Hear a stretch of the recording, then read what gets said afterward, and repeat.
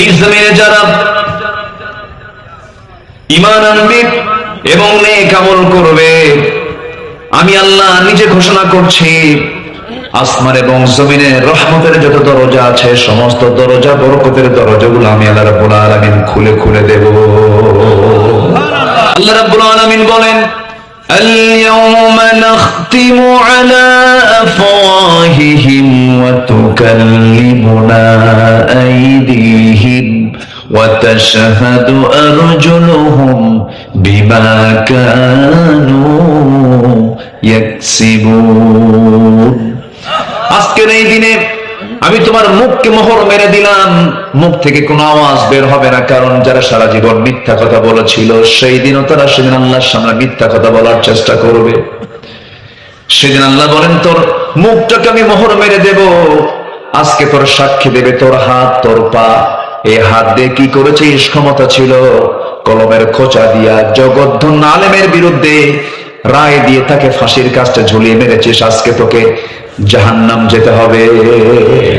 দুনিয়া না হয় আমার হেরে যাক, কিন্তু জান্নাতকে হারানো যাবে না, যাবে না। কারো হক নষ্ট করা যাবে না। আপনি একজন বান্দাকে অপমান করলেন, বাজে কথা বলে গালি দিলেন, এটা আপনি একটা হক নষ্ট করে ফেলেছেন। সেই লোকটা সালাম পাবার যোগ্যতা রাখে আপনি তাকে সালাম দিলেন না, তাকে গালি দিলেন। আপনি ওই বান্দার কাছে মাফ না চাওয়া পর্যন্ত আল্লাহ আপনাকে মাফ করবেন না।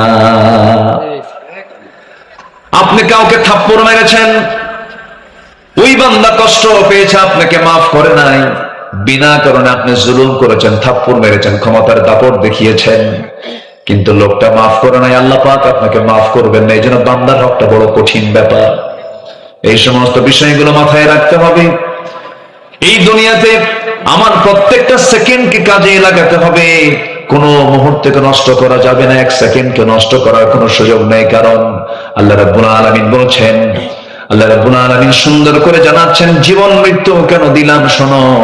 হুয়াল্লাযী খালাকাল মাউতা ওয়াল হায়াতা লিয়াবলুয়াকুম আইয়ুকুম আহসানু আমালান ওয়া হুয়াল আজিজুল গফুর। জোরে বলুন আল্লাহু আকবার। তিনি সেই মহান প্রভু যিনি মৃত্যু এবং জীবন সৃষ্টি করেছেন, যেন তিনি বুঝে নিতে পারেন তোমাদের মধ্যে কোন কোন বান্দাগুলো নেক আমল করে যেতে পারে। জোরে বলেন সুবহানাল্লাহ। আমার নবীজি একদিন এক সাহাবীকে প্রশ্ন করলেন, মুআজ রাদিয়াল্লাহু আনহু বলেন, রাসূল আমাকে প্রশ্ন করলেন, ইয়া মুআজ হাল তাদরি হাক্কুল্লাহি আলা ইবাদিহি ওয়া মা হাক্কুল ইবাদি আলা আল্লাহ। হে মুআজ, তোমার কি জানা আছে আল্লাহর উপরে বান্দার হক এবং বান্দার উপর আল্লাহর হকটা কি তোমার জানা আছে নাকি? সঙ্গে সঙ্গে তিনি বললেন, কুলতুল্লাহু ওয়া রাসূলুহু আ'লামু। আমি বলে ফেললাম, হে রাসূল, এই ব্যাপারে আল্লাহ এবং রাসূলের সবচেয়ে বেশি ভালো জানে। সঙ্গে সঙ্গে বলেছেন, ফা ইন্না হাক্কুল্লাহি আলাল ইবাদি আন ইয়া'বুদুহু ওয়া লা ইউশরিকু বিহি শাইআন ওয়া হাক্কুল ইবাদি আলা আল্লাহ আল্লা ইউআযযিবা মান লা ইউশরিকু বিহি শাইআন। বান্দার উপর আল্লাহর হক হলো বান্দা কখনো শিরকের ধারে পাশেও যাবে না, আর আল্লাহর উপরে বান্দার হক হতেছে ওই বান্দাকে কোন আযাব না দিয়া তাকে জান্নাত বুঝায়া দেওয়া। জোরে কোন সুবহানাল্লাহ। তাহলে এখান থেকে স্পষ্ট হলো যে আল্লাহ পাক আমাকে মাফ করবেন একটা অপরাধ না করলে, সেটা হলো শিরকের কোনো অপরাধ করা যাবে না, শিরকের কোনো গুনাহ করা যাবে না। দিন শুরু হবে কি দিয়া বলেন? আরো জোরে বলেন। যার দিন ফজর দিয়ে শুরু হবে না তার বরকত হবে না। কামাই হবে হাজার হাজার কোটি টাকা, কিন্তু সামনে আপেলের আপেল সামনে সাজানো থাকবে, আঙ্গুর সাজানো থাকবে, ফলমূল থাকবে, হাজার হাজার কোটি টাকার মালিক, কিন্তু খাওয়ার কোনো উপায় নাই। ডাক্তার চার্ট দিছে, একটা আঙ্গুর খাবে তাও অর্ধেক। কি কথা কি বুঝতেছেন? আপনি পাবেন না বরকত। ফজরের বরকত যদি আপনি পেয়ে যান, চোখের জ্যোতি নষ্ট হবে না, কারণ 24 ঘন্টার মধ্যে সবচেয়ে বরকতময় সময়টা হলো ফজরের সময়। বুরিকাল উম্মতি ফি বুকুরিহা, আমার উম্মতের বরকতময় সময় হলো সকালবেলা। ফজরের সময় যখন কোনো বান্দা ওই নির্মল বাতাসকে যখন বুকে নিয়ে নাকে মুখে চোখে নিয়ে যখন ফজরের মসজিদের দিকে চলে যায়, পায়ে হেঁটে হেঁটে চলে যায়, মহান রব্বুল আলামিন ওই বরকতময় ফজরে আল্লাহ পাক তাকে সুস্থ করে দেয়। আমার বন্ধুগণ, আল্লাহ তাআলা বান্দাকে সুস্থ রাখার জন্য ইবাদতগুলোকে সেরকম সিস্টেম করে দিয়েছেন। বান্দা যদি নামাজ কেন্দ্রিক জীবনটা সাজায় নেয়, সে বান্দা সহজে অসুস্থ হওয়ার কথা নয়। কিন্তু আজকের সমাজে নামাজ আগে না কাজ আগে? বলেন বলেন বলেন, নামাজ আগে না কাজ আগে? কিন্তু আল্লাহ বলছেন বান্দারে না না, নামাজটা আগে, কাজটা পড়ে।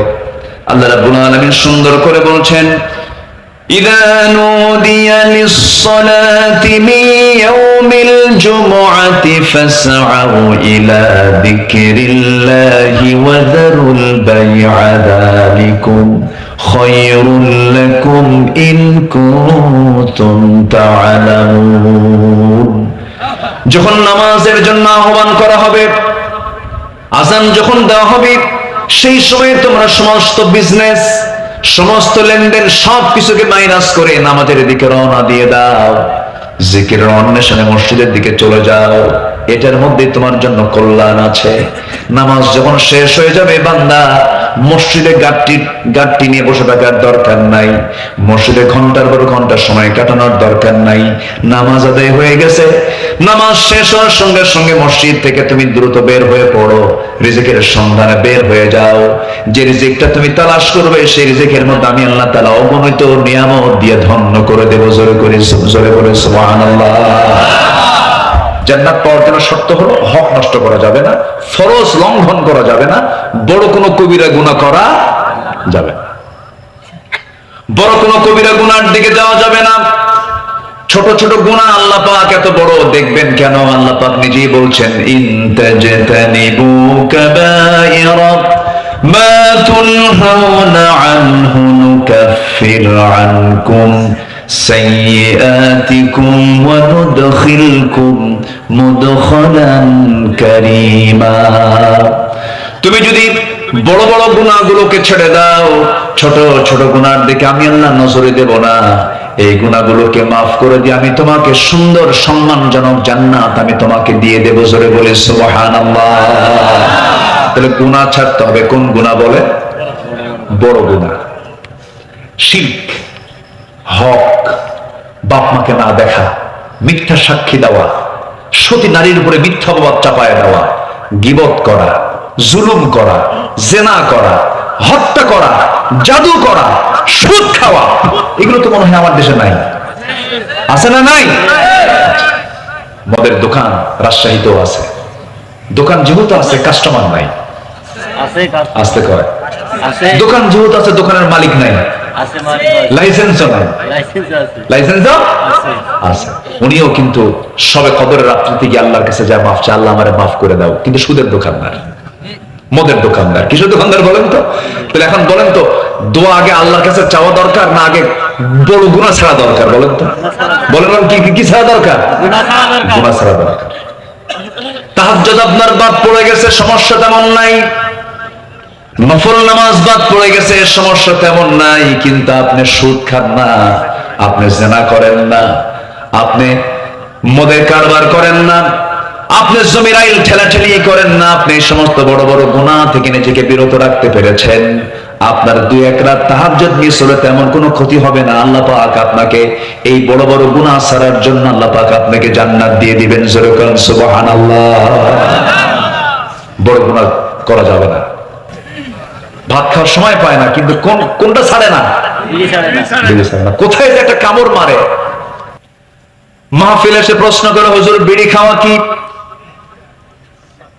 মাহফিলের হুজুর তো আপনার জবাব দেবেন না। আপনি রাজশাহী মেডিকেল কলেজের কোন ডাক্তারকে গিয়ে বলেন, লাংসের যারা ট্রিটমেন্ট করেন, এই ফুসফুস নিয়ে যাদের ফাংশন, তাদের কাছে গিয়ে বলবেন, ও ডাক্তার মহাশয় বিড়ি খাওয়া কি?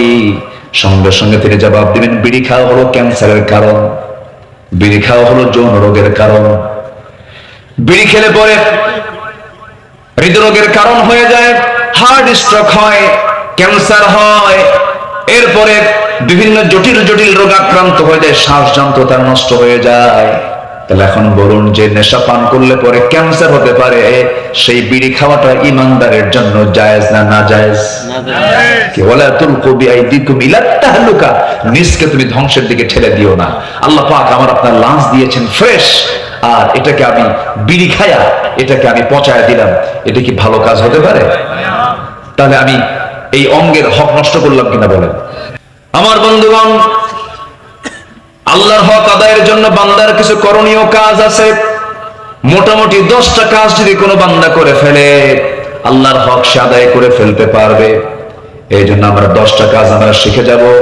এর মধ্যে 1 নম্বর বলে ফেলেছে আল্লাহ রাব্বুল আলামিন বলেন, ওয়া'বুদুল্লাহা ওয়া লা তুশরিকু বিহি শাইআন। আরেক জায়গায় বলছেন, ইন্নাল্লাহা লা ইয়াগফিরু আন ইউশরাকা বিহি ওয়া ইয়াগফিরু মা দুনা যালিকা লিমান ইয়াশা ওয়া মান ইউশরিক বিল্লাহি ফাকাদ দাল্লা দালালান বাঈদা। সূরা নিসা আয়াত নম্বর 116। আল্লাহ রাব্বুল আলামিন বলেন, বান্দারে তোর গুনাহ আনানাস সামা, আসমান ছেয়ে গেছে, বিকরাবিল আরদিল খাতায়া, গোটা জমিন ছেয়ে গেছে, বিস্তৃত হয়ে গেছে, কোনো প্রবলেম নাই। আল্লাহ তুশরিক বিহি শাইআন, তুই আমার কাছে শিরিক মুক্ত হয়ে আয়। পূজা করবি না, কোনো মাজারে সেজদা দিবি না, কোনো বাবার কাছে যাবি না, কোনো মান্নত হারাম কোনো মান্নত করবি না। ছাগল দিলাম বাবার দরবারে, আল্লাহ যেন আমাকে ব্যবসায় উন্নতি দিয়ে দেয়, এই সমস্ত শিরকের কাজের দিকে যাবি না। কারো কাছে না চায় আমার কাছে চাবি। শিরিক মিশ্রিত জীবন যাপন না করে, শিরিককে মুক্ত করে শিরিক থেকে তুই জীবনটা গ্রহণ করবি। আমি আল্লাহ রাব্বুল আলামিন সব গুনাহ মাফ করব, কিন্তু শিরকের গুনাহ কখনো মাফ করব না। কার ওয়াদা? কার ওয়াদা? আল্লাহর ওয়াদা। তোমার অবৈধ একটা নারীর প্রতি কামনা বাসনা, তোমার জীবন যৌবন, তোমার লক্ষ্য উদ্দেশ্য সব শেষ। বিয়ের আগে কোনো আকাম কুকাম করবা না। যৌবন তোমার সুন্দর রাখবেন কে? আল্লাহ তাআলা। এই দুনিয়ার নারী তো তুমি আকৃষ্ট হয়ে পড়লাম, বিবাহ বহির্ভূত সম্পর্ক তোমার জন্য কখনো বরকত বয়ে আনবে না। তুমি নিজে অসুস্থ হয়ে যাবে, সমাজ অসুস্থ হয়ে পড়বে। নেশা করবে, তুমি নিজেও শেষ হয়ে যাবা, তোমার পরিবারকে ধ্বংস করে ফেলবা। তুমি নেশার দিকে যাবা না, কোন নেশাতে আক্রান্ত হবে না। এই সমস্ত অপকর্মগুলো ছেড়ে দাও। সুন্দর করে যখন ফজর নামাজ, যখন আজানটা হয়ে যাবে, নামাজের দিকে শামিল হয়ে যাও। আমি আল্লাহর কসম করে বলছি, যদি কোনো বান্দার একটা বার নামাজের সেজদায় যদি তৃপ্তি আসে, পৃথিবীর কোনো কাজে এমন তৃপ্তি বান্দা কোথাও খুঁজে পাবে না। ফজরের 2 রাকাত সুন্নতের দাম কত? আমার রাসূল বলেছেন, রাকাতাই সালাতুল ফজর খায়রুম মিনাদ দুনিয়া ওয়া মা ফিহা। ফজরের 2 রাকাত সুন্নতের দাম হলো এই দুনিয়া এবং দুনিয়ার মাঝে যত সম্পদ আছে, যত কিছু আছে, এর চাইতে আমার আল্লাহর কাছে ফজরের 2 রাকাত সুন্নতের দাম বেশি। জোরে কোন সুবহানাল্লাহ। কি নামাজ? সুন্নত নামাজ। ফরজ তো বাদ দিলাম। ফজরের 2 রাকাত সুন্নতের দাম হলো গোটা দুনিয়ার চাইতে বেশি। নামাজ পড়তে সবাই রাজি আছেন তো ইনশাআল্লাহ? আল্লাহ কবুল করুন, জোরে বলি আমিন। শয়তান আসে হলো শেষ রাতে। কোন রাতে? এবং আল্লাহ প্রথম আকাশে আসেন কোন রাতে? শেষ রাতে।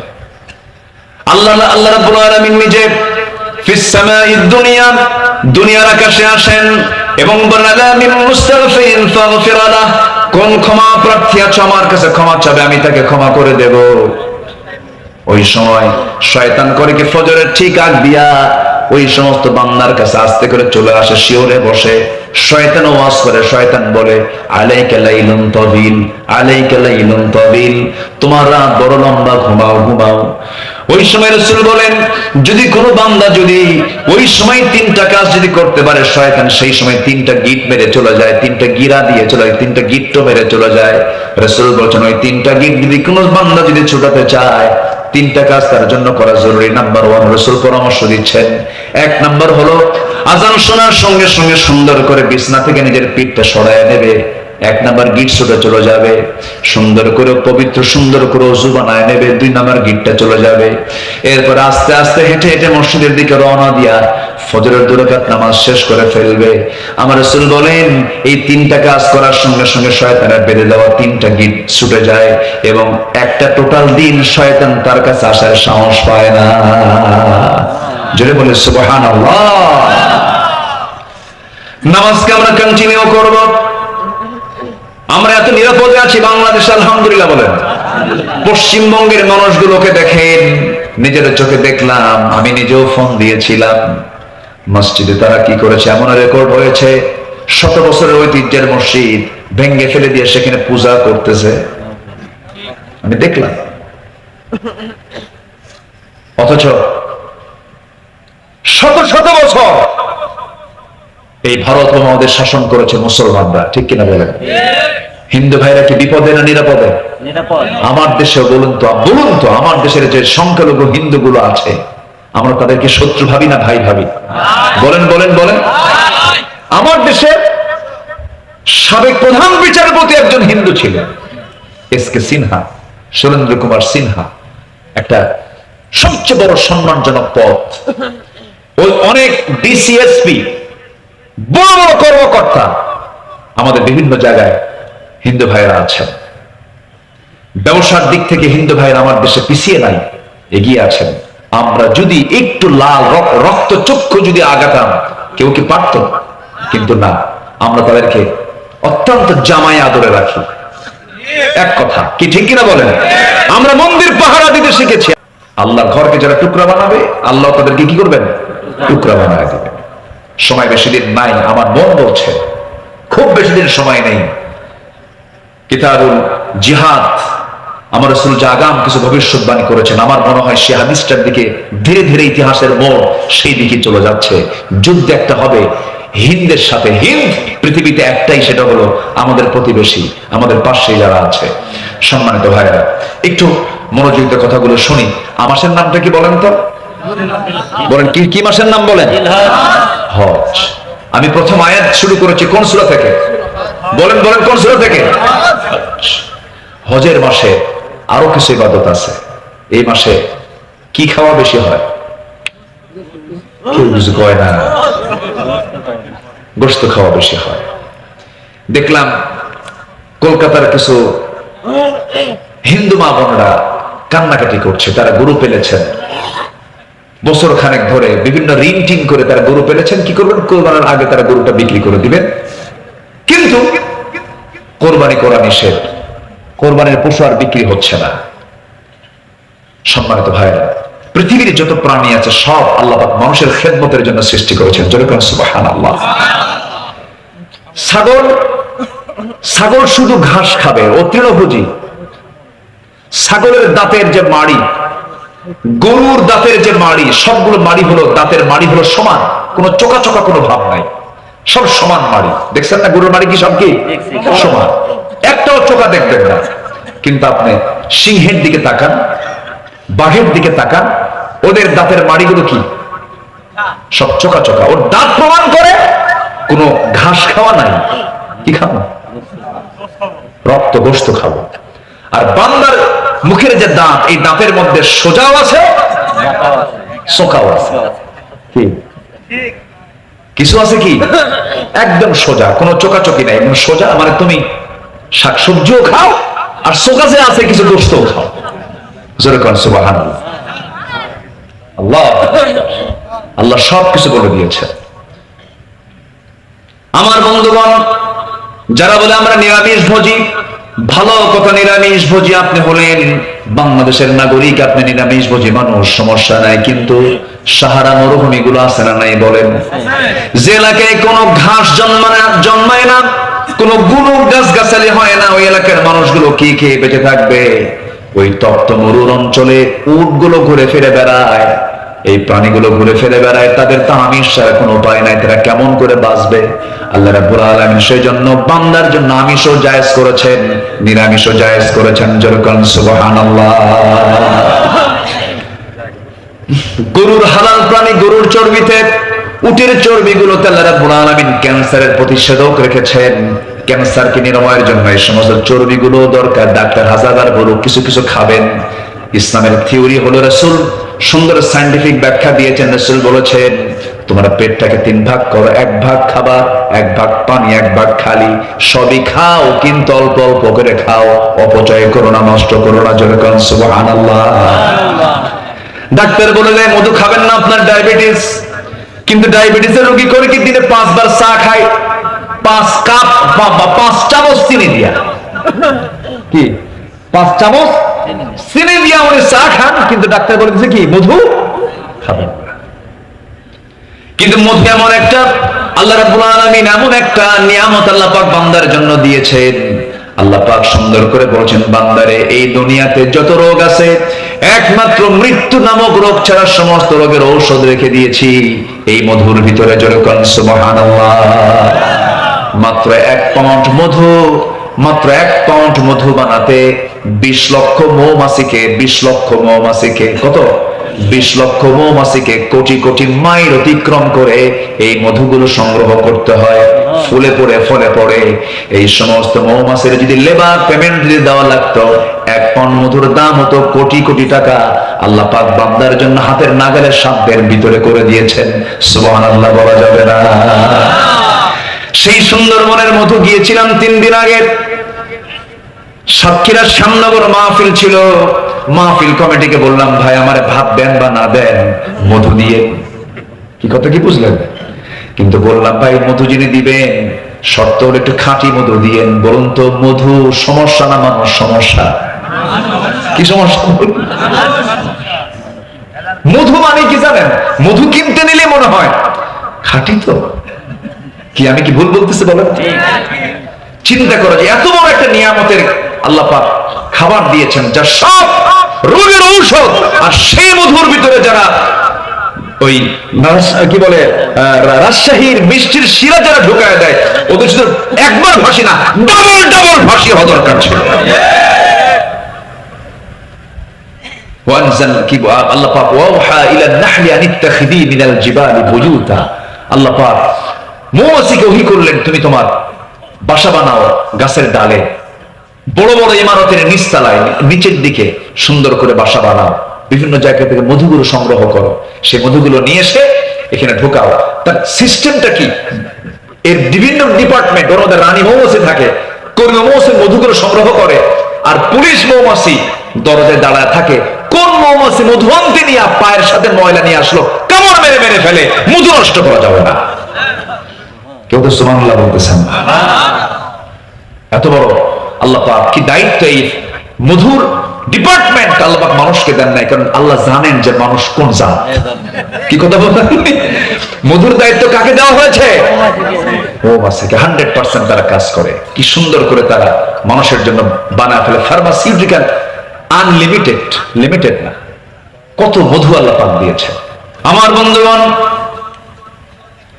হারাম কোনো কাজে যাওয়া যাবে না, হারাম কোনো উপার্জন করা যাবে না, চোখ দিয়ে হারাম কিছু দেখা যাবে না, কান দিয়ে হারাম কিছু শোনা যাবে না।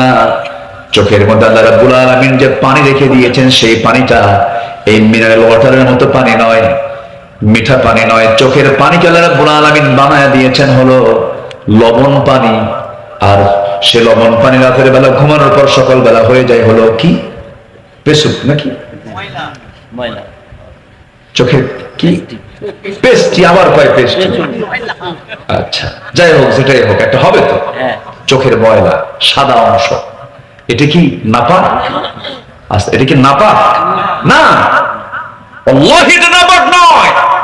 আপনার কাছে এটা ঘৃণা হতে পারে, কিন্তু এটা আল্লাহ পাক আপনার জন্য চোখের মলম বানায় দিয়েছেন। চোখে কি বানায় দিয়েছেন? মলম, স্থায়ী মলম, ন্যাচারাল মলম, যেন আপনার চোখে কোনো জীবাণু অ্যাটাক না করতে পারে। চোখের পানিকে লবণ করেছেন 24 ঘন্টায়। চোখের ডাক্তাররা বলতেছে প্রত্যেক বান্দার চোখ থেকে 24 মিলিলিটার পানি চোখ থেকে বান্দার প্রত্যেক 24 ঘন্টায় বান্দার চোখ থেকে ঝরে, পানি ঝরে। যদি বেশি পানি ঝরে তখন দেখবেন কিছু কিছু লোক আছে চোখ দিয়ে পানি গড়ে গড়ে পড়ে, তার মেশিন প্রবলেম হয়ে গেছে। বেশি পড়লেও সমস্যা, আবার না আসলেও সমস্যা, চোখের কর্নিয়া নষ্ট হয়ে যাবে, চোখ অন্ধত্বের দিকে চলে যাবে। তাহলে চোখের পানি হলো লবণ। কানের মধ্যে যে ময়লাগুলো আছে, কানের ময়লাকে আল্লাহ রাব্বুল আলামিন এলাকায় কানের ময়লাকে কি বলে? গরু খায়? কানের ময়লা।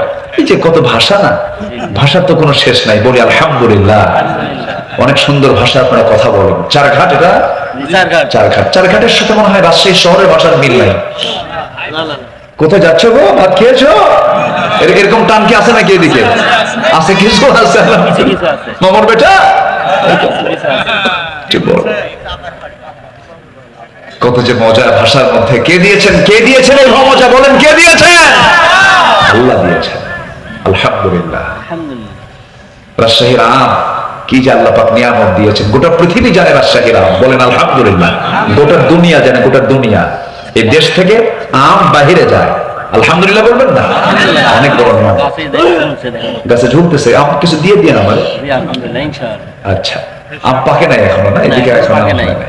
আল্লাহ তুমি সমস্ত প্রাকৃতিক দুর্যোগ থেকে আম ব্যবসায়ীদের তুমি হেফাজত করো। জোরে বলি আল্লাহুম্মা আমিন। এই আমের মধ্যে নিয়ামত আছে, কিন্তু আমের মধ্যে যারা ফরমালিন দেয় তাদের কি করবেন বলেন? বলেন কি করবেন? সমস্যা। মায়ের হবে না, শুধু মায়ের না, আল্লাহর নিয়ামতের সাথে যারা ভেজালি করে তাদের ফাঁসি হওয়া দরকার। বড় অপরাধ এটা। অধিকাংশ ম্যাক্সিমাম ক্যান্সার আক্রান্ত হচ্ছে শুধু খাদ্যের ভেজালের কারণে। শক্ত আইন হলে পরে সব বন্ধ হয়ে যেত।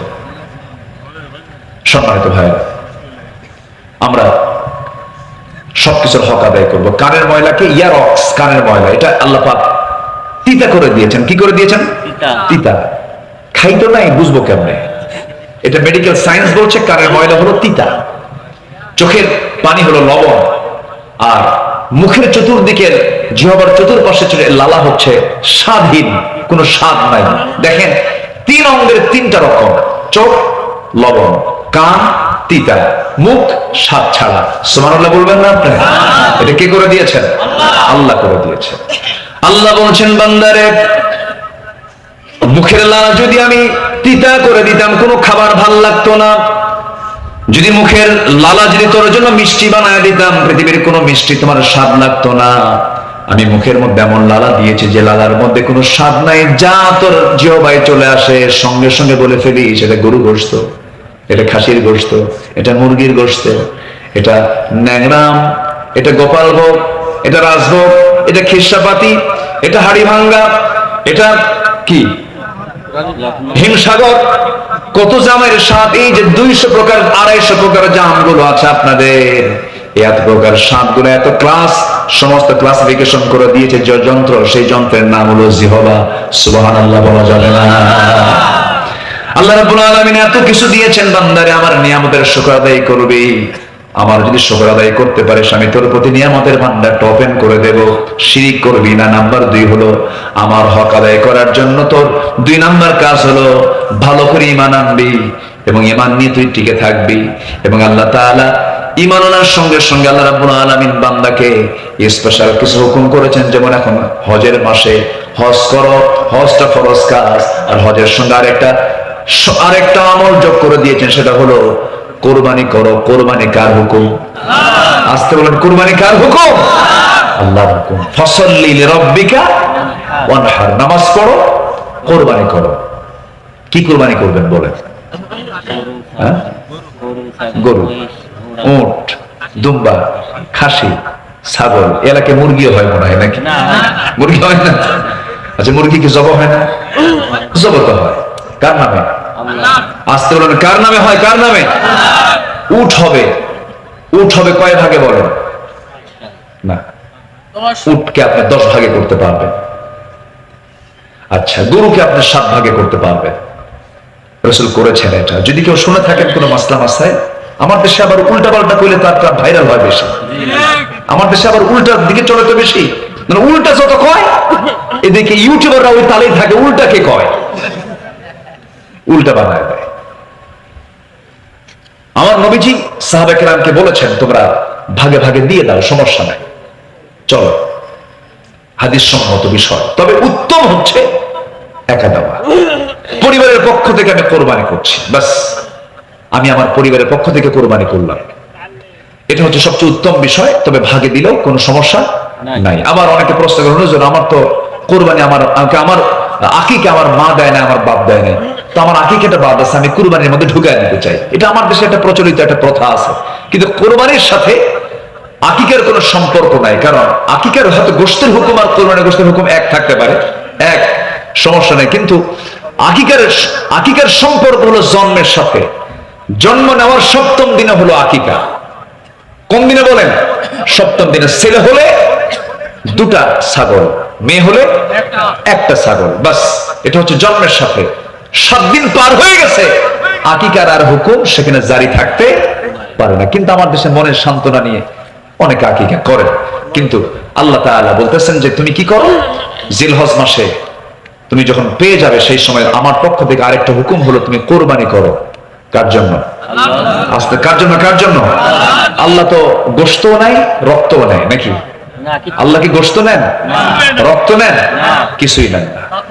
আল্লাহ রাব্বুল আলামিন বলেন, আমি কি নেই তোর কাছ থেকে? বান্দা শুনে নেন, লা ইয়ানালাল্লাহু লুহুমুহা ওয়ালা দিমাউহা ওয়ালাকিন ইয়ানালুহু তাকওয়া মিনকুম।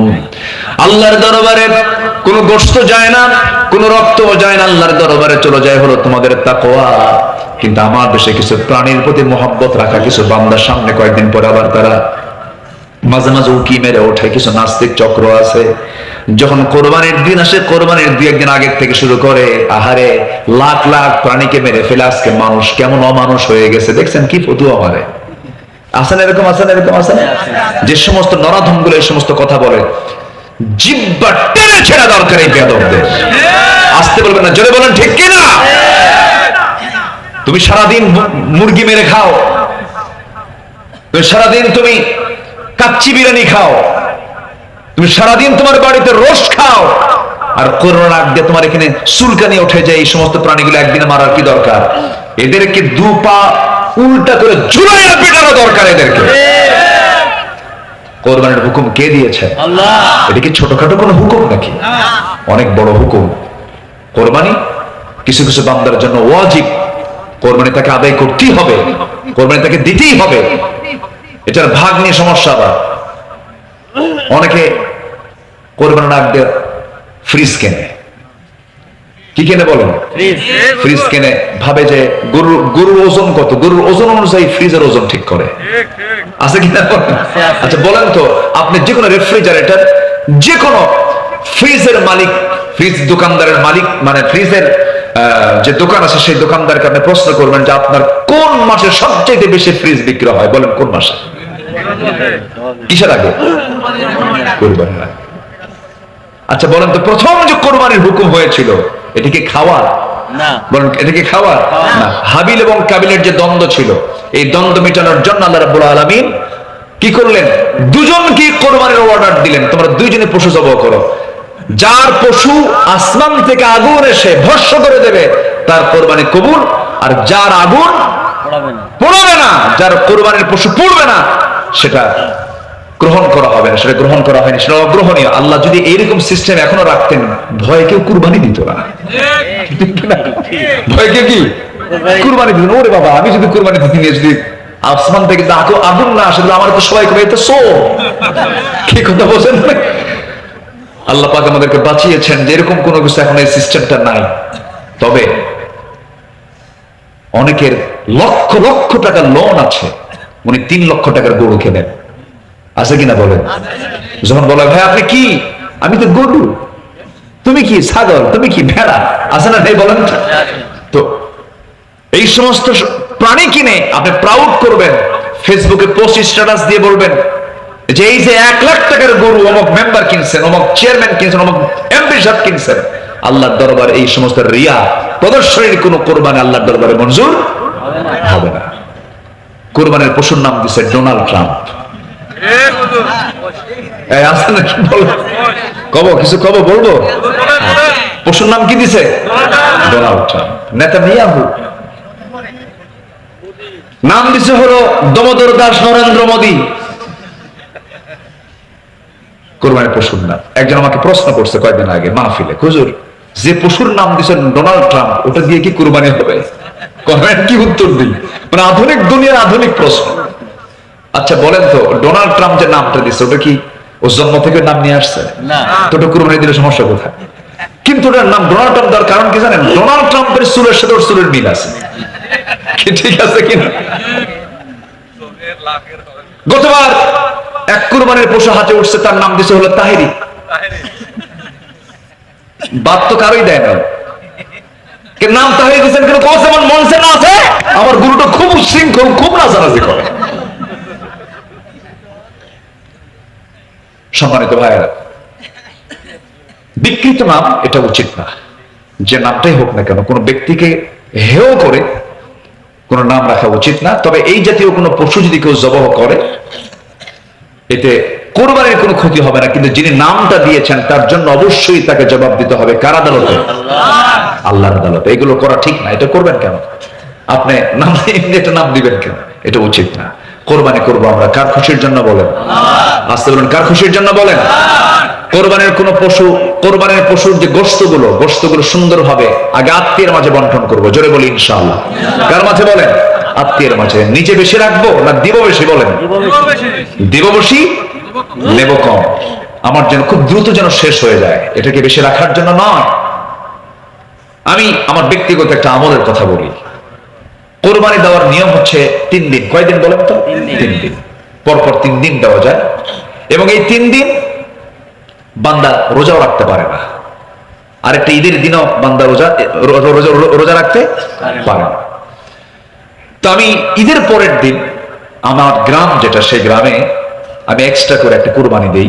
পরের দিন আমি খুঁজে খুঁজে দেখি যে আমার গ্রামে কোন বাড়িতে কুরবানি হয়নি, কোরবানিকে দেয় নাই, কার বাড়ির উনুনে ভালো করে মজা করে গোশত খাওয়াটা হয় না। ইসলাম তো সামাজিক একটা দিনের নাম, সামাজিক ধর্মের নাম। এটা আপনার প্রতিবেশী না খেয়ে আছে আর আপনি ইমানদারের ঢেকুর মারতেছেন, আপনি ইমানদার হতে পারেন নাই। যার প্রতিবেশী না খেয়ে থাকে সে ইমানদার নয়।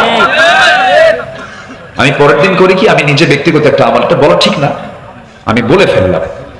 আমি সেটাকে জবাহ করে টোটাল আমার গ্রামে যারা কুরবানি দেয় নাই, যারা অনাথ, যারা দিতে পারে নাই, তাদের বাড়িতে বাড়িতে একটা করে অংশ আমার পক্ষ থেকে আমি তাদেরকে দিয়ে আসি। সম্মানিত ভাইয়েরা, কোরবানি হচ্ছে একমাত্র, এটার মূল তাৎপর্য হচ্ছে গোশত খাওয়ানো। এটার মূল ফাংশন ফ্রিজ আপ করা নয়। কোরবানির মূল তাৎপর্য হলো আল্লাহ তোমার বন্ধু ইব্রাহিমকে তুমি যেমন করে পরীক্ষা করতে নিয়া তার সন্তান ইসমাইলকে তার সামনে হাজির করে ছুরি দিয়ে তার গলা আঘাত করে নিয়েছো, ছুরি চালায় দিয়েছো, কিন্তু আল্লাহ তাআলা সেই ইসমাইলকে জবাহ না করায়া, আল্লাহ পাক তার নিয়তকে কবুল করায়া দিয়া একটা দুম্বা তার সামনে হাজির করায়া দিয়া এই কোরবানির রসমটা চালু করলেন। বলুন তো, ইব্রাহিম তিনি জবাহ করেছেন কোন প্রাণীকে না নিজের সন্তানকে? সন্তানকে, কলিজার টুকরা সন্তানকে। ঠিক তেমনি আল্লাহর সন্তুষ্টির জন্য, আল্লাহর জমিনে দিন কায়েমের জন্য, আল্লাহর কোন বিধিবিধান জমিনে কায়েম করার জন্য, প্রতিষ্ঠার জন্য যদি আমরা যেমন কোরবানির দিন আল্লাহর খুশির জন্য যেমন কোরবানির দেহের রক্তকে জমিনে আমরা প্রবহমান করে আল্লাহর সন্তুষ্টি হাসিলের চেষ্টা করি, দিন কায়েমের জন্য যদি প্রয়োজনে নিজের বুকের তাজা রক্ত বিলীন করে দিতে হয়, সবাই কি রাজি আছেন? এটাই হচ্ছে কোরবানির শিক্ষা। কারা কারা রাজি আছেন দু হাত উঁচু করে দেখান মুসলমান। কেউ তো স্লোগান দিচ্ছেন না।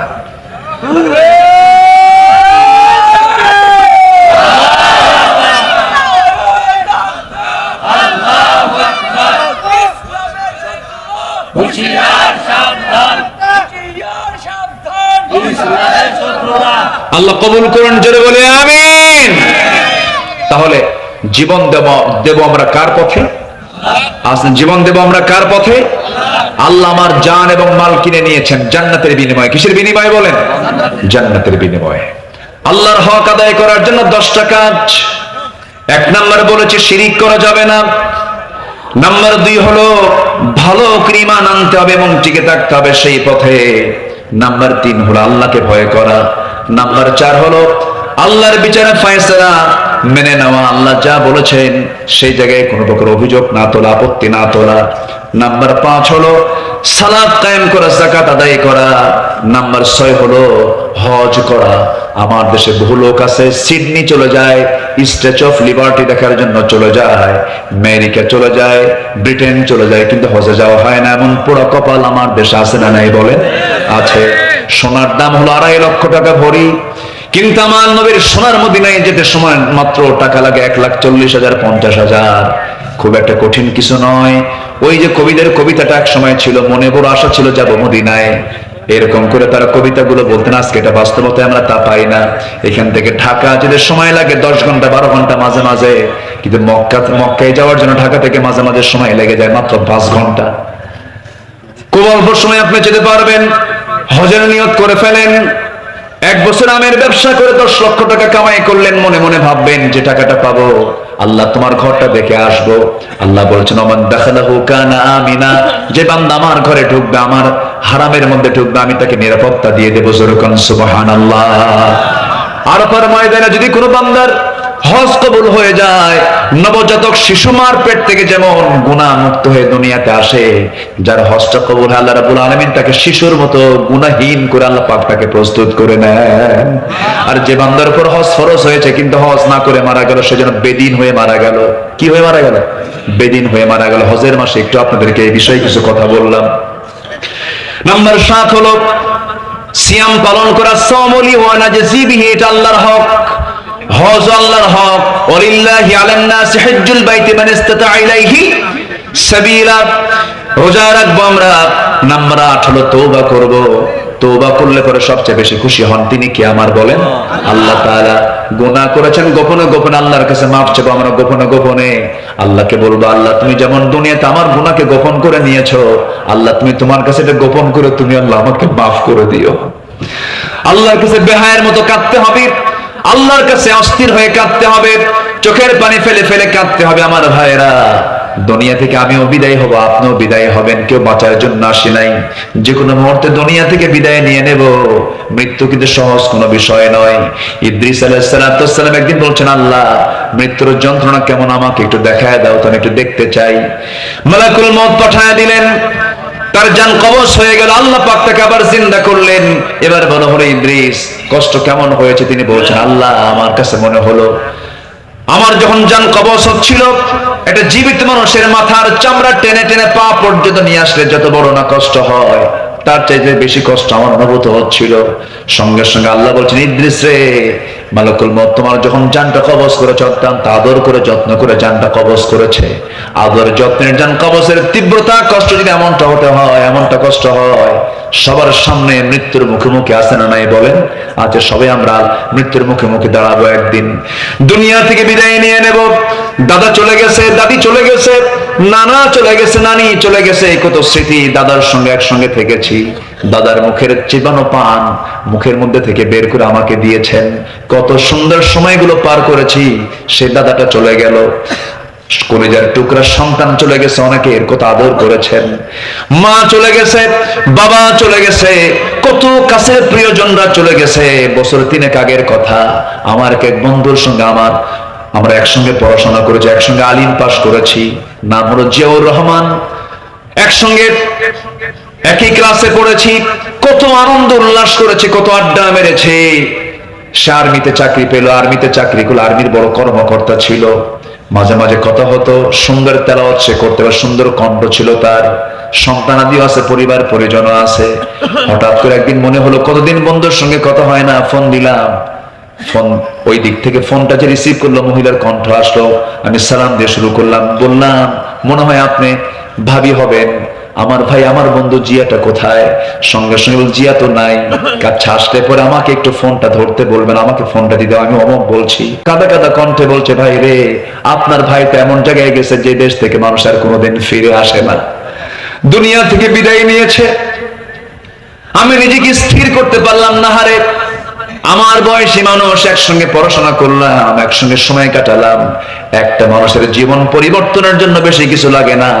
একটা মানুষের বাস্তব কোন বইয়ের পড়া, বইয়ের শিক্ষা দিয়ে মানুষ কখনো শুধু ভালো হবে না। বাস্তব একটা শিক্ষা হলো, একটা বান্দা ভালো হওয়ার জন্য তার প্রিয়জনের মৃত্যুটা তার সবচেয়ে বড় শিক্ষা। প্রিয়জন দুনিয়া থেকে বিদায় নিয়েছে, কিচ্ছু না জীবন, ও চলে গেছে, আমিও চলে যাব, সব দুনিয়া থেকে একদিন বিদায় নিয়ে নেব। আমার নবীজি দুনিয়া থেকে বিদায় নেওয়া নিচ্ছেন, খুব অসুস্থ মানুষ। ওমরে ফারুক রাদিয়াল্লাহু আনহু পাল্লার মতো হয়ে গেছেন। একজন এসে বলতেছে, ভাই ওমর, রাসূল ইন্তেকাল করেছেন।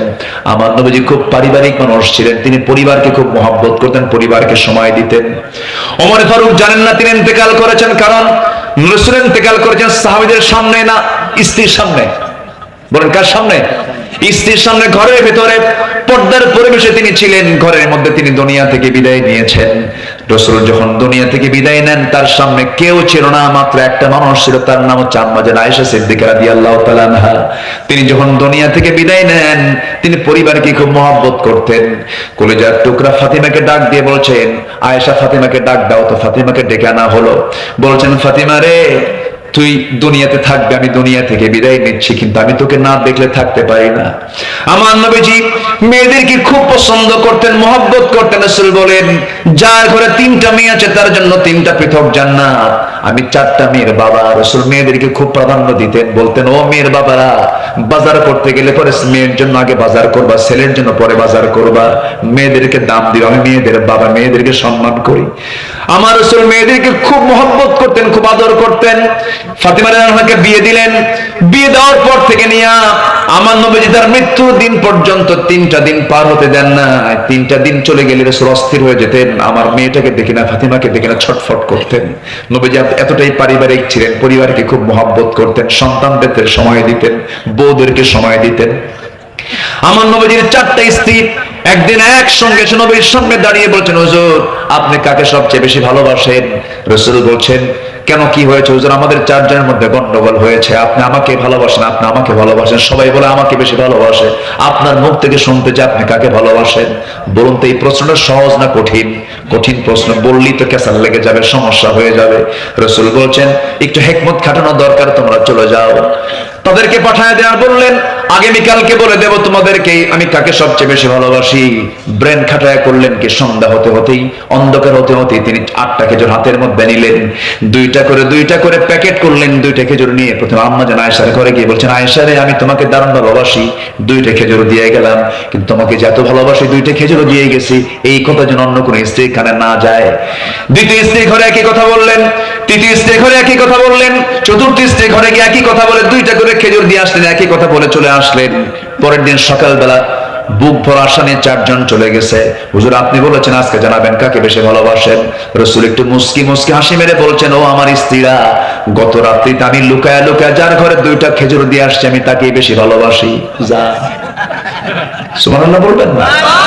আমার নবীজির বিজ্ঞতা, আমার নবীজির কি সুন্দর সিস্টেম পদ্ধতি। রাসূল সময়কে ম্যানেজ করেছেন। ছোট্ট ছোট্ট বাচ্চাদের সামনে যখন বসে যেতেন, বাচ্চা মানুষ বাচ্চার মতো হয়ে যেতেন। আমার নবীজি সেজদায় যেতেন, হোসেন নবীজির ঘাড়ে গিয়ে বসতেন। আমার নবীজি রুকুতে যেতেন, লাফ মেরে গিয়ে নবীজির পিঠে গিয়ে বসতেন হোসেন রাদিয়াল্লাহু তাআলা আনহু। আমার নবীজি জুমার খুতবা দিতেন, হোসেন লম্বা লম্বা জুব্বা পরে বারবার প্যাচ লেগে পড়ে যান। নবীজি ওয়াজিব খুতবা ছেড়ে দিয়ে ছোট্ট বাচ্চা হোসেনকে প্রথম কাতারে বসায় দেন। আমার বন্ধুগণ, যে মসজিদে ছোট্ট ছোট্ট বাচ্চাদের চিৎকার আওয়াজ শোনা যায়, যে মসজিদগুলোতে বাচ্চাদের কান্নার আওয়াজ শোনা যায়, এটা হচ্ছে রহমতের মসজিদ, বরকতের মসজিদ। জোরে কারণ সুবহানাল্লাহ। বাচ্চাগুলো যা আছে সব নিয়ে যাবেন মসজিদে, ছেলে হোক মেয়ে হোক, 4 বছর 5 বছর 6 বছর 7 বছর 8 বছর 9 বছর, সবগুলো বাচ্চা গ্রামের কোথাও থাকবে না, সব চলে যাবে কোথায়? মসজিদ। তারা হাঁটবে, তারা হাসবে, তারা কাঁদবে, তারা ঠেলাঠেলি করবে, তারা ঘুদাঘুদি করবে, কোনো ডিস্টার্ব করা যাবে না। নিজের চোখে দেখে আসলাম কাতারের সেন্ট্রাল মসজিদ, দোহার মধ্যে সবচেয়ে শ্রেষ্ঠ মসজিদ, কাতারের সেন্ট্রাল মসজিদে দেখে আসলাম। জাস্ট আমাদের দেশের বাইতুল মুকাররমের মতো সেন্ট্রাল মসজিদের প্রথম কাতারে আমি নামাজটা যখন পড়ছিলাম, খতিব নামাজটা শেষ করলেন, কয়েক শত ছোট্ট ছোট্ট বাচ্চারা দৌড় মেরে মেরে এসে খতিবের কপালে চুমা খায়, হাত টেনে ধরে, তার জামা টেনে ধরে। খতিবের সবাইকে সুন্দর করে আদর করছেন, স্নেহ করছেন। কিন্তু আমার দেশের মসজিদগুলো কিছু বুড়াদের দখলে, কিছু বুড়া মানুষ, এত বুড়া মানুষ চোখগুলো এত বড় বড় বানায়, বাচ্চাদের দেখলে পরে ওই বাচ্চাগুলো মনে মনে দোয়া করে, বুড়া তুই মরবি কোন দিন। আছে না নাই? এগুলো করা যাবে না, মসজিদকে আমার আবাদ বানায় ফেলবো। জোরে বলি ইনশাআল্লাহ। আমার বন্ধুগণ, আম্মা জান আয়েশা সিদ্দিকা রাদিয়াল্লাহু আনহা দুনিয়া থেকে বিদায় নেবেন। আয়েশা সিদ্দিকার ঘরে রাসূল দুনিয়া থেকে বিদায় নেবেন। এবার রাসূল বলেন, আয়েশা রে, দুনিয়াতে আমার কারোর সঙ্গে কোনো কথা হলো না, তোমার সঙ্গে আমার সর্বশেষ কথা হয়ে দুনিয়া থেকে আমি বিদায় নিচ্ছি। আয়েশা, তোমাকে একটা কথা বলে যাচ্ছি, আমার উম্মতকে একটা মেসেজ জানায় দিবা। আমার উম্মত এক নাম্বার হক, আল্লাহর হক, নামাজ যেন 5 ওয়াক্ত আমার উম্মতরা যেন কখনো না ছেড়ে দেয়। আল্লাহ তুমি সকল মানুষকে নামাজি বানায় দাও, জোরে বলি আমিন। আমার দেশে কত দল তৈরি হলো, কত সরকার গঠন হলো, কত সরকার আসলো গেল, কত দল আমার চোখের সামনে দেখতে পেলাম। জাহান্নাম থেকে বাঁচার জন্য কারো কোনো টেনশন নাই, ঠিক কিনা বলেন? মদের আইন পাস হয়, জেনার আইন পাস হয়, এরপরে সুদের আর কারবার চলে, সব চলে, আজ পর্যন্ত জাহান্নাম থেকে বাঁচার জন্য জাতিকে নামাজের দিকে কেউ ডাকলো না, নামাজের আইন কেউ পাস করতে পারলো না। আমি অধ্যাপক মুজিবুর রহমান সাহেবকে ধন্যবাদ জানাই, আপনাদের রাজশাহীর কৃত সন্তান, রাজশাহীর গর্ব, গোদাগাড়ি তানোরের বারবার নির্বাচিত এমপি ভাইজানের সহযোগী, আপনার সময় তিনি ছিলেন। উনি সেদিন পার্লামেন্টে বুক উঁচু করে বলেছেন, আসুন না আমার দেশকে সুন্দর করার জন্য, মাদক মুক্ত, জেনা মুক্ত, সন্ত্রাস মুক্ত একটা দেশ গঠন করার জন্য সূরা হজের 41 নম্বর আয়াত, নামাজ, যাকাত আমরা সমাজে, রাষ্ট্র আমরা চালু করি। এটা হোক। সবাই কি চান না? আপনারা সবাই কি চান না? আল্লাহ যেটা চান বান্দা সেটাই চাইতে হবে, ঠিক কিনা বলেন? আল্লাহ কবুল করুন, জোরে বলি আল্লাহুম্মা আমিন। আমি আর কথা না বাড়িয়ে যতটুকু কথা বলেছি আমল করার তৌফিক সবাইকে দান করুন, জোরে বলি আল্লাহুম্মা আমিন। আমার আব্দুর রহিম ভাই কোথায়? আমার আব্দুর রহিম ভাই অনেক কষ্ট করেছেন, মাহফিলের জন্য অনেক পরিশ্রম করেছেন। আল্লাহ তুমি সবার মাহফিল, সবার এই পরিশ্রমকে, শ্রমকে তুমি আল্লাহ কবুল আর মঞ্জুর করে নাও, জোরে বলি আল্লাহুম্মা আমিন, আল্লাহুম্মা আমিন। রব্বানা যালামনা أنفسنا وإن لم تغفر لنا وترحمنا لنكونن من الخاسرين ربنا لا تزغ قلوبنا بعد إذ هديتنا وهب لنا من لدنك رحمة إنك أنت الوهاب أي رب العالمين গভীর রাত, নিঝুম রাত, ঝিমানো রাত্রিতে চাঁদের মতো হাজারো মুসলমান নরনারী নিয়া তোমার কালাম থেকে কিছু কথা বলেছি, গুনার বোঝা মাথায় নিয়ে দুটো হাত পেতেছে। আল্লাহ গুনার দিকে নজর দিও না, বান্দা মনে করে তামাম জিন্দেগির গুনাহগুলোকে মাফ করে দাও। আব্বা আম্মা যারা দুনিয়া থেকে বিদায় নিয়েছেন, জিন্দেগির গুনাহগুলো মাফ করো, কবরগুলোকে জান্নাতের টুকরা বানায়া দাও। আব্বা আম্মার জন্য কি দোয়াটাও শিখিয়ে দিয়েছো, আওয়াজ দিয়ে সবাই ঠোঁট মিলিয়ে বলুন, রব্বিরহামহুমা কামা রব্বায়ানি সগীরা, রব্বিরহামহুমা কামা রব্বায়ানি সগীরা। ও আল্লাহ, এমপি মহোদয় তার মাকে হারিয়েছেন, দোয়া চেয়েছেন, আল্লাহ তার আম্মার কবরটাকে জান্নাতের নূর দিয়ে মুনাফফার করে দাও। অনেকের আব্বা আম্মা বেঁচে আছেন, তাদের প্রতি তোমার খাস রহমত নাজিল করো। দুনিয়া থেকে কোন দিন বিদায় নেব জানি না, ডান হাতে আমলনামা না আসা পর্যন্ত মরণ দিও না। এই গ্রামে কত মাইয়াত শুয়ে আছে রে, আশেপাশে কত কবরবাসী শুয়ে আছে, অপেক্ষায় আছে আমার সন্তানটা আমার জন্য কখন দোয়া করবে।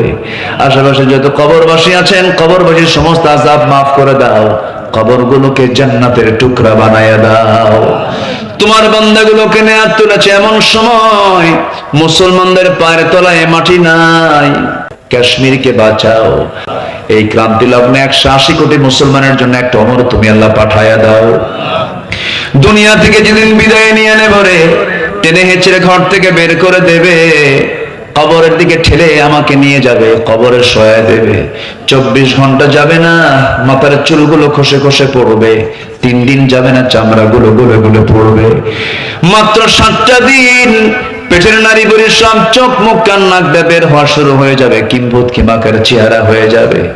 মাত্র 3টা মাস পরে দেখা যাবে, কবর খনন করে যদি দেখা হয় কয়েকটা হাড় ছাড়া কিচ্ছু নাই রে। এই তো জীবনের পতন। কত রাজা মহারাজা দুনিয়া থেকে বিদায় নিয়েছে, ইতিহাস মুছে গেছে। এই সম্রাট বাবররা, হুমায়ুন, আওরঙ্গজেব, বাদশাহ জাহাঙ্গীর, বাদশাহ আলমগীর, কত বড় বাদশাহ উপমহাদেশ তারা শাসন করেছে, দুনিয়া থেকে বিদায় নিয়েছে, কবরের পাশে আজকে দাঁড়ানোর মতো লোক নাই রে আল্লাহ। এই যে দুনিয়ার নিয়ম রে আল্লাহ, দিন শেষে কেউ বন্ধু নাই, তুমি আল্লাহ, তুমি আমার বন্ধু, একমাত্র বন্ধু আল্লাহ।